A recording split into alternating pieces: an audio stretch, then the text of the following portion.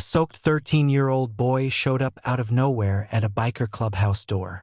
He didn't ask for money or food. He asked a question that left grown men speechless. "Will you be my backup in court?" What happened next changed everything. For him, for his family, and for the bikers who carried a secret about that boy's past. The rain hit the clubhouse roof like gravel being poured from the sky. Inside, the air smelled of motor oil, leather, and the remnants of pizza someone had ordered hours ago. Mac wiped down the bar while Jax and a few others played cards at a corner table, their laughter cutting through the low hum of classic rock from the jukebox. It was a Tuesday night, quiet, the kind of evening where nobody expected anything more than another round of beers and bad jokes before heading home. Then came the knock. Not loud, not aggressive, just 3 small taps, barely audible over the rain and music. Jax looked up first, frowning. "We expecting anyone?" Mac shook his head. They weren't. The club didn't get random visitors, especially not at this hour.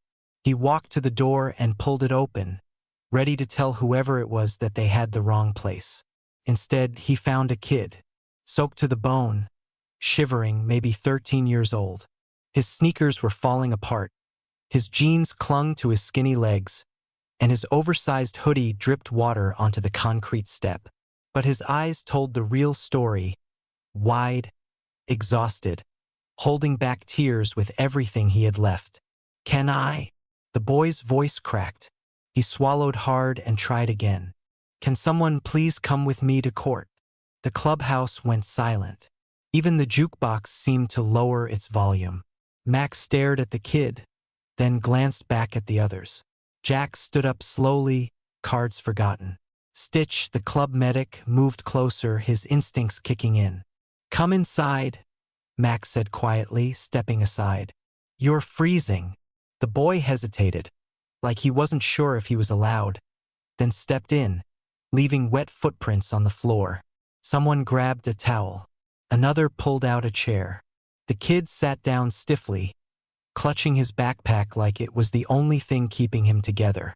"What's your name, son?" Mac asked, crouching down to the boy's eye level. "Eric." "All right, Eric.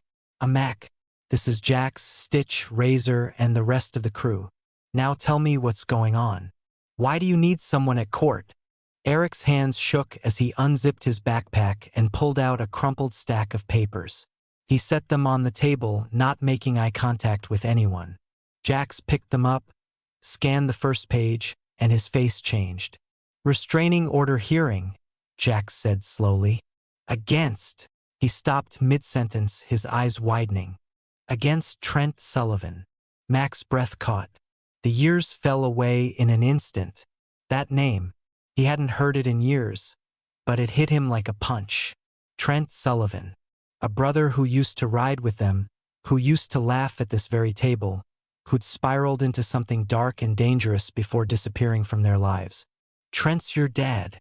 Mac asked, his voice barely above a whisper.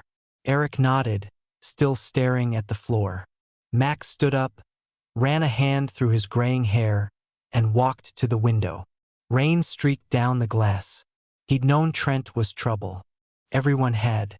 They'd watched him get violent, watched him burn bridges, watched him fall into substances that turned him into someone they didn't recognize.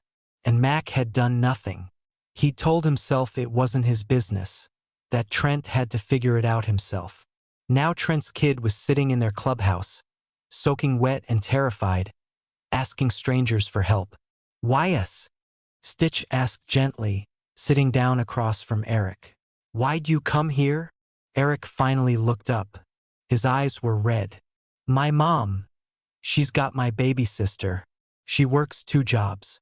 She can't take time off and she can't afford a babysitter. My dad still has custody because of some old court thing, but Eric's voice broke. "He hurts me, and Mom's scared he'll hurt my sister too. I didn't know where else to go.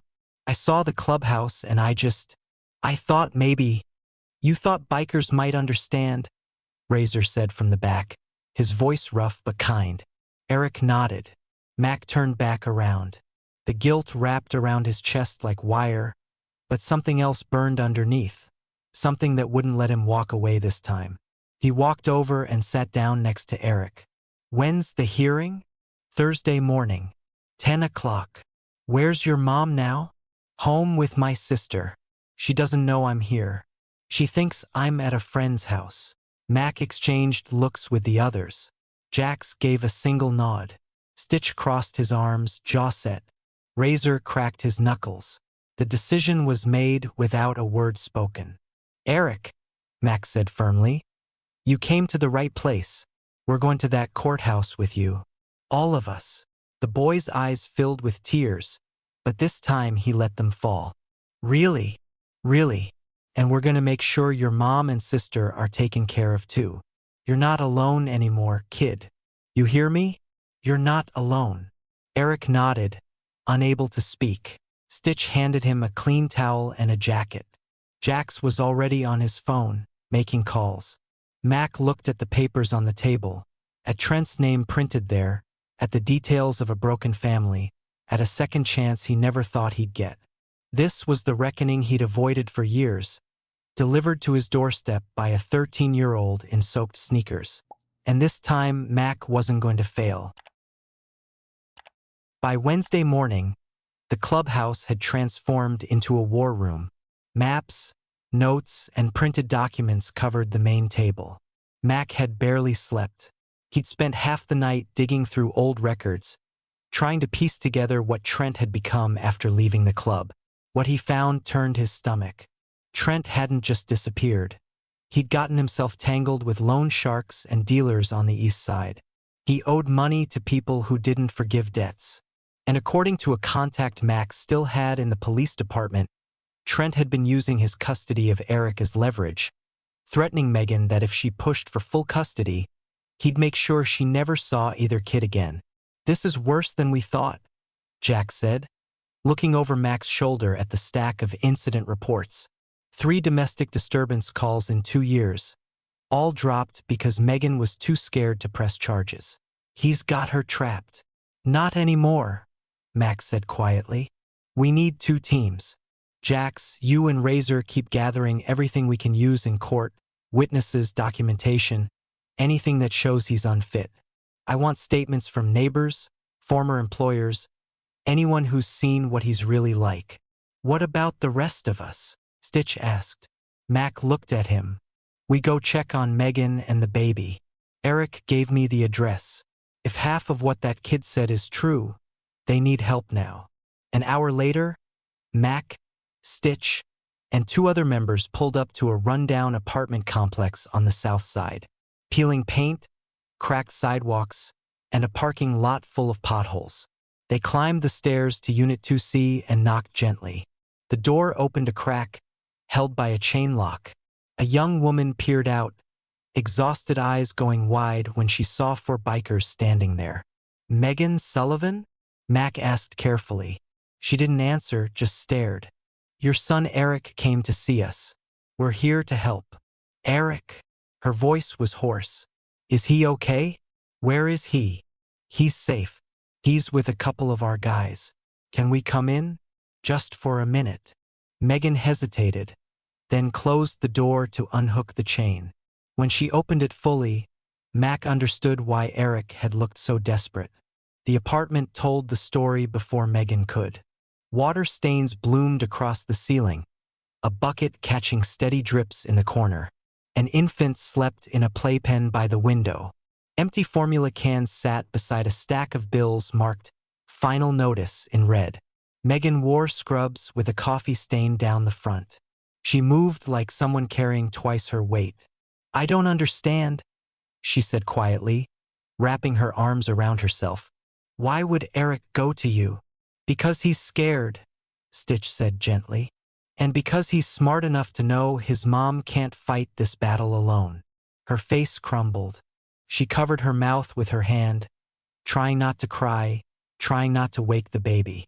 I don't have money. I can barely keep the lights on. If CPS finds out, they won't, Mac interrupted. We're not here to judge you. We're here to help. When's the last time you ate? She blinked at the question. Yesterday, I think. Lunch. Stitch swore under his breath and headed for the door. I'll be back in 20 minutes. Mac sat down at the small kitchen table and gestured for Meghan to join him. She did, slowly, like she wasn't sure this was real. Trent used to ride with us, Mac said. Years ago, before you probably even met him. I watched him fall apart. Told myself he'd figure it out. I was wrong. But I'm not making that mistake again. We're going to that hearing with Eric, and we're going to make sure the judge sees the truth. He'll retaliate, Meghan whispered. You don't know what he's like now. He's got friends. Dangerous people. If you make him angry, let him be angry. We've dealt with dangerous before. The baby stirred and started to cry. Meghan moved to pick her up, but Mac saw her wince as she stood, like her back was hurting, like she'd been on her feet for too many hours. She lifted the infant, a tiny girl with dark curls, and tried to soothe her. When's your next shift? One of the other bikers, Hound, asked. Tonight, 11 to 7. Who watches her? My neighbor sometimes, but she's got her own kids. I figure it out. Hound pulled out his phone. Not anymore. My wife runs a daycare. She'll watch her during your shifts. No charge. Meghan stared at him. You don't even know me. We know Eric. That's enough. Stitch returned with bags of groceries, formula, diapers, actual food. He started unpacking without asking permission, filling the empty cabinets and fridge. Meghan just stood there holding her daughter, tears streaming down her face. Why are you doing this? Mac stood and looked her in the eye. Because it's the right thing to do. And because we should have done it a long time ago.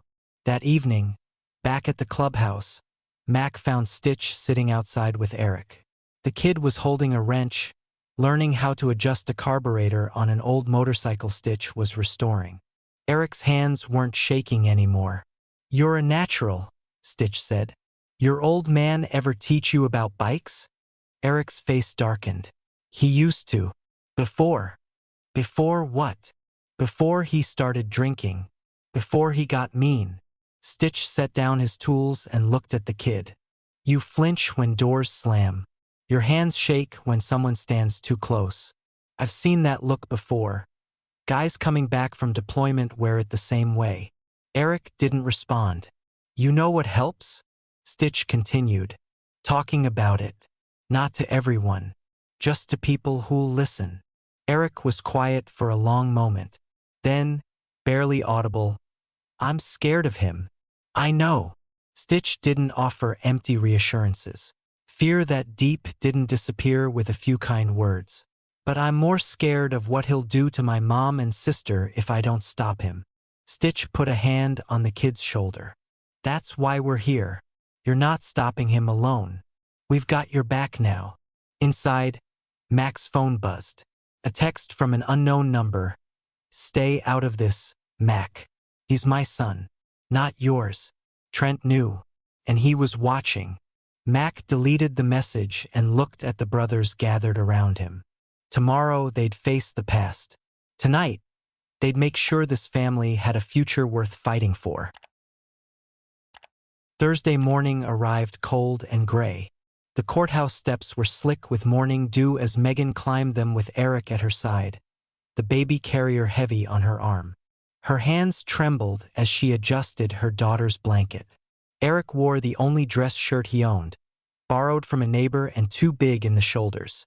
Then they heard them coming, a low rumble that grew louder, reverberating off the courthouse walls. 12 motorcycles rolled into the courthouse parking lot in formation, their pipes echoing off the stone building. One by one, they parked and dismounted. Mac led them, wearing his cleanest vest. Stitch walked beside him, then Jax, Razor, Hound, and the others. They moved like a unit, purposeful and silent. People stopped and stared. Lawyers with briefcases. Court staff on smoke breaks. Everyone watched as the bikers crossed the lot and climbed the steps. When they reached Meghan and Eric, Mac simply nodded. We're here. Eric's eyes glistened. He couldn't speak, but he didn't need to. They entered the courthouse together. Security eyed them warily but let them through. By the time they reached courtroom 3B, a small crowd had gathered in the hallway, whispering and pointing. The bikers ignored them all. Inside, the courtroom was sterile. Wood paneling, fluorescent lights, the state seal hanging behind the judge's bench. Meghan and Eric sat at the petitioner's table with a legal aid attorney who looked overwhelmed. Behind them, the 12 bikers filed into the gallery, filling 2 entire rows. They sat in absolute silence, hands folded, eyes forward. The bailiff called the court to order. Judge Patricia Hendricks entered, a woman in her 60s with sharp eyes that missed nothing. She surveyed the courtroom, her gaze lingering on the wall of leather vests, then took her seat. "This is a hearing regarding custody modification and a restraining order petition," she said, opening the file. "Where is the respondent?" The doors opened. Trent Sullivan walked in with a lawyer in an expensive suit, someone he clearly couldn't afford on his own, which meant he'd called in favors from the wrong people. Trent looked different than Mac remembered. Thinner, harder. His eyes had gone flat, like someone had scraped out everything that used to live behind them. When Trent saw the bikers, he stopped mid-stride. His face went pale, then flushed red. His eyes found Max across the room, and for a split second, something flickered there. Shame, maybe, or anger. Then it was gone, replaced by a sneer. "Your Honor," Trent's lawyer began smoothly, "I'd like to note the intimidation tactics being employed here. My client's former associates have apparently decided to—" "Noted," Judge Hendricks interrupted, unimpressed. "They're sitting quietly. Unless you have an actual objection, we're proceeding. Ms. Sullivan, you're petitioning for full custody and a restraining order." "Why?" Meghan stood shakily. Her attorney guided her through the basics, the history of violence, the threats, the fear for her children's safety. Her voice was barely above a whisper. The judge had to ask her to speak up twice. Then it was Eric's turn. The boy walked to the witness stand like he was climbing a gallows. The bailiff swore him in. He sat down, gripping the armrest so hard his knuckles went white. Trent's lawyer stood up, ready to pounce. "Eric, your father loves you, doesn't he?" Eric stared at his lap. "I guess. Speak up, son. Your father provides for you, gives you a home. He hits me." Eric's voice cut through the courtroom like a knife. When he looked up, something had shifted. The fear was still there, but so was something else, defiance. "He hits me when he drinks. He broke my wrist last year and told the ER I fell off my bike. He locks me in my room when he goes out. He told me if I ever told anyone, he'd make sure I never saw my mom or sister again." "Your Honor, the child is clearly being coached." "I'm not finished." Eric's voice grew stronger. From the gallery, Stitch gave him the smallest nod. "I'm scared of him. I've been scared my whole life. But I'm more scared of what happens to my baby sister if someone doesn't stop him. My mom works herself sick trying to take care of us. She skips meals so we can eat. And my dad he just takes and doesn't care who he hurts." Nobody moved. The judge leaned forward, her expression unreadable. "Thank you, Eric. You can step down." As Eric returned to his seat, Meghan pulled him close. Her shoulders shook with silent sobs. "I'd like to call a character witness," the legal aid attorney said. "Mac Brennan."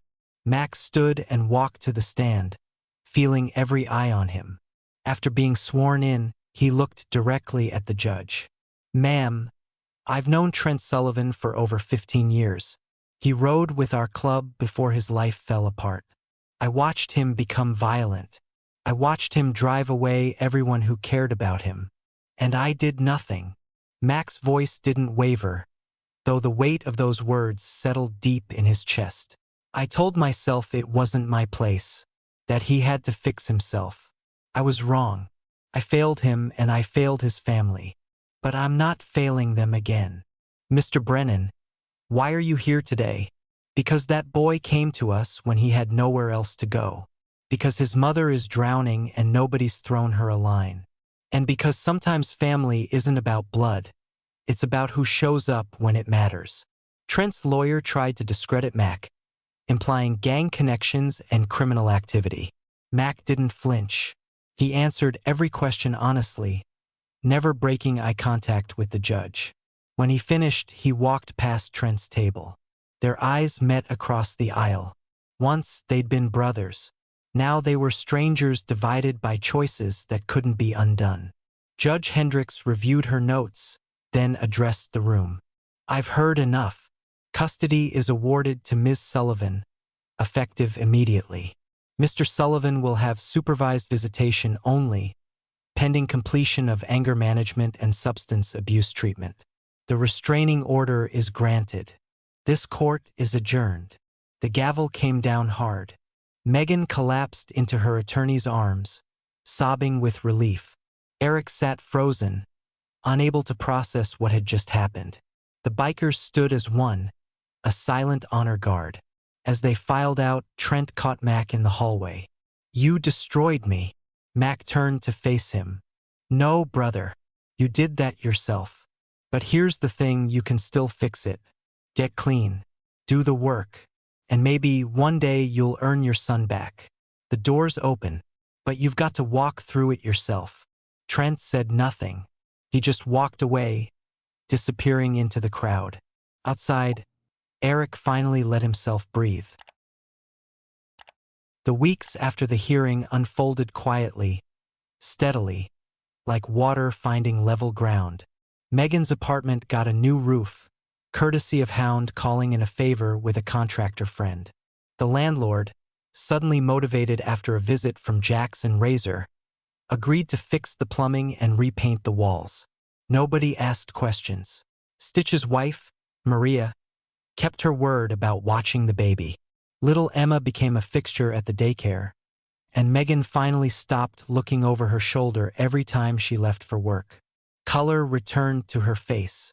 She started standing straighter.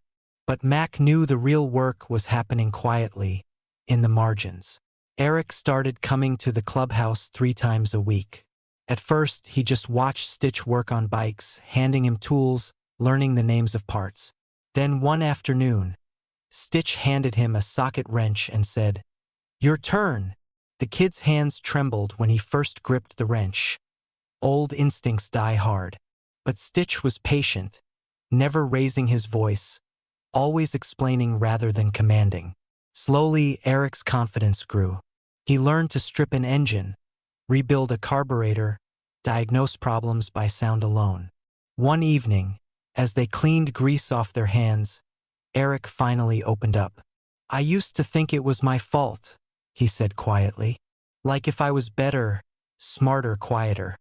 Maybe he wouldn't get so angry."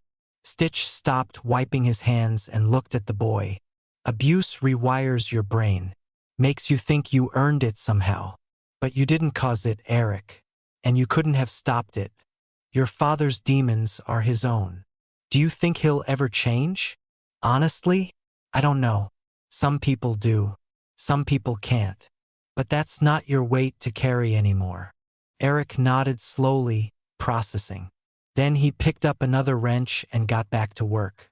At the clubhouse 2 months after the hearing, Mac was going over some paperwork when Jax walked in with news. Trent's enrolled in a program. Court-mandated treatment facility upstate. 30 days inpatient. Mac looked up. He actually went? According to his probation officer. Whether he completes it, Jax shrugged. Time will tell. Mac wanted to believe recovery was possible. But hope without evidence was just wishful thinking. Either way, it wasn't his choice anymore. Trent had to want it for himself. Meanwhile, Meghan found new work, better hours, better pay, at a medical office where her nursing assistant certification actually mattered. She started talking about next month, next year. Plans instead of survival. She brought the club a homemade meal one Sunday, her way of saying thank you when words felt insufficient. "You gave me my life back," she told Mac as they stood outside watching Eric teach Emma how to clap her hands. "All of you. I don't know how to repay that." You already are, Mac said. By being the mother those kids need. By not giving up. That's enough. 3 months after the hearing, on a warm Saturday afternoon, Eric showed up at the clubhouse alone. He walked in without hesitation now, greeted the members by name, moved through the space like he belonged. Mac was at the bar when Eric approached, holding something behind his back. I made something, the kid said, suddenly shy. He pulled out a small wooden box, handcrafted and sanded smooth. On the lid, he'd burned an image, a motorcycle and the club's initials. Mac took it carefully, running his fingers over the craftsmanship. You made this. Stitch taught me woodworking last month. I wanted to say thank you for everything. Mac felt his throat tighten. He set the box down and looked at Eric, really looked at him. The terrified kid who'd shown up in the rain was still there somewhere, but he'd grown around that fear, built something solid over it. Come with me, Mac said. He led Eric to the back room where they kept club memorabilia, old photos, retired vests, patches from members who'd passed on. Mac opened a drawer and pulled out a small leather patch. It read, Honorary Little Brother. This doesn't make you a member, Mac explained. You're too young for that, and you've got a whole life ahead of you. But it means you're family. It means you've got brothers who'll stand with you, no matter what. You earned this, not because of what you went through, but because of what you did with it after. Eric took the patch with trembling hands. His eyes filled with tears, but he was smiling. Can I put it on my backpack? It's yours. Do whatever feels right. Later that evening, as the sun set orange and gold over the lot, the club gathered outside. Someone started a fire in the barrel. Music played low. Eric sat between Stitch and Jax, holding Emma while Meghan talked with Maria about starting night classes. Max stood apart, watching the scene with quiet satisfaction. In the far corner of the lot sat Trent's old motorcycle, still covered by the same tarp from years ago. Mac kept it there, not as a shrine but as a question mark. Some doors stayed open. Some people never walked back through. His phone buzzed. A text from an unknown number. Finished the program. 30 days clean. Don't know what comes next. Max stared at the message for a long moment, then typed back. 1 day at a time. The door's still open when you're ready. He pocketed the phone and walked back to the fire. Eric looked up and grinned, and in that moment, Mac knew they'd done something right. They hadn't just protected a kid, they'd helped him heal. They'd helped a family find solid ground. Sometimes that was all anyone could ask for. This story reminds us that family isn't always about blood. It's about who shows up when you need them most. What would you have done in Mac's place? Drop your thoughts in the comments below. If this story moved you, hit that like button, share it with someone who needs to hear it, and subscribe to embrace the journey for more powerful stories like this one. Thanks for riding with us. See you in our next video.